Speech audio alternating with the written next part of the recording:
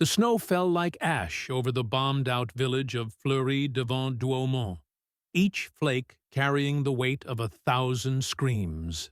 Lieutenant Evelyn Carter pressed her back against the crumbling stone wall of what had once been a church, her medical bag clutched against her chest like armor that could never protect her from what was coming. The Wehrmacht patrol was 30 yards away, their boots crunching through the frozen mud where American blood had pooled just hours before.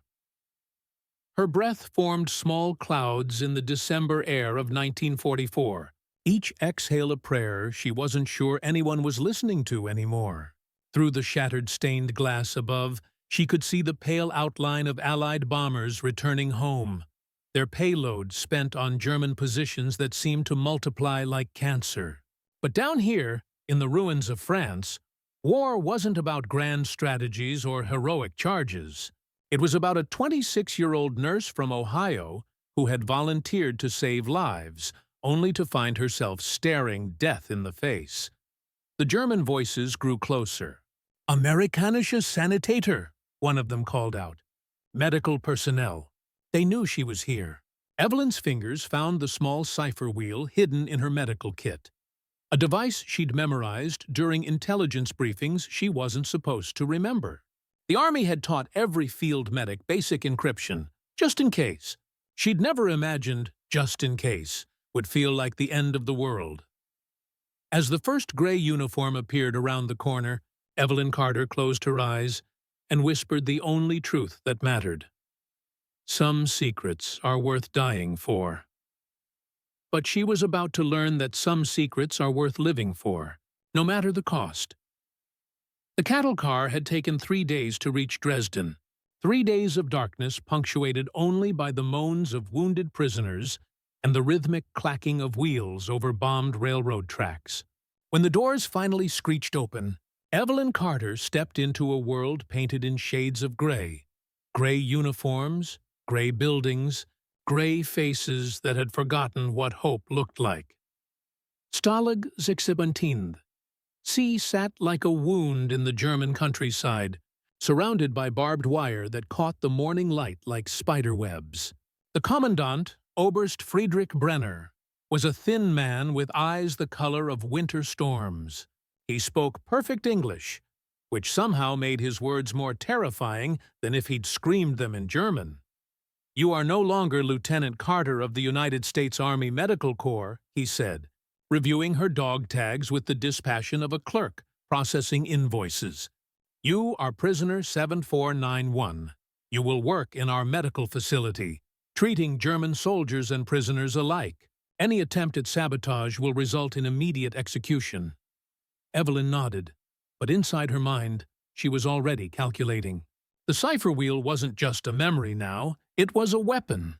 Every conversation she overheard, every German troop movement discussed in her presence, every supply shortage mentioned by the guards could become intelligence. The Red Cross visited monthly to check on prisoner conditions and deliver mail. If she could encode messages in her medical reports, if she could find a way to transmit what she learned, the prisoners' barracks were a study in human endurance. Wooden bunks stacked 3 high, each barely wide enough for a man to lie down. The smell of unwashed bodies, infection, and despair hung in the air like fog. But it was in this hellhole that Evelyn met the people who would change her life and help her change the war. Sergeant Tom McKenna had been captured during the Battle of the Bulge, his left arm shattered by shrapnel. He lay on a bottom bunk, feverish and delirious, calling out names of soldiers who would never answer.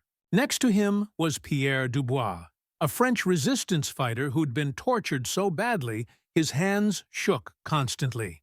But his mind remained sharp, and when he spoke to Evelyn in whispered English, she realized she'd found her first ally.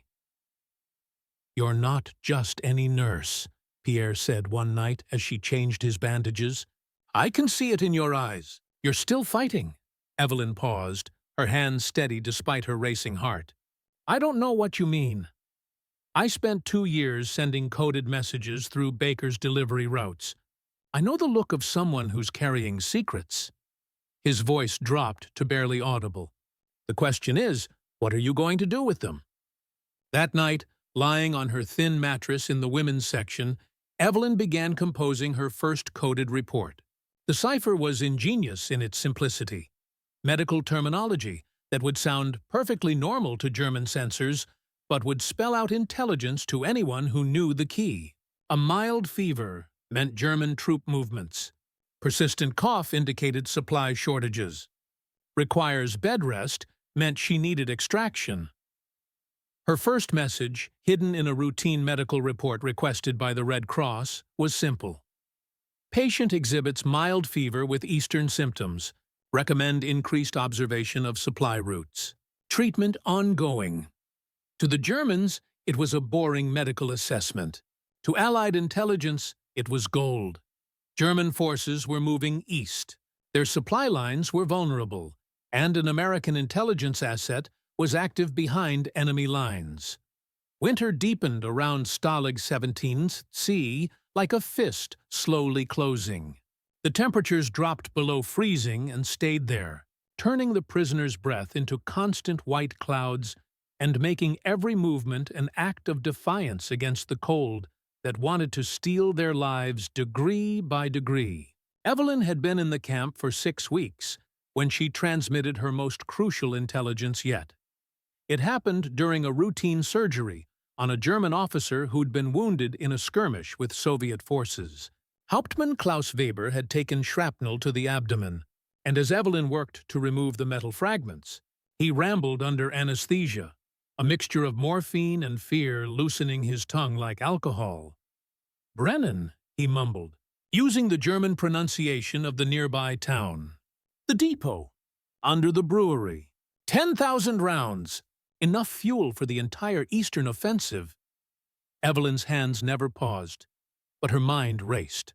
A supply depot disguised as a brewery, close enough to the camp that she could hear the town bells on quiet nights.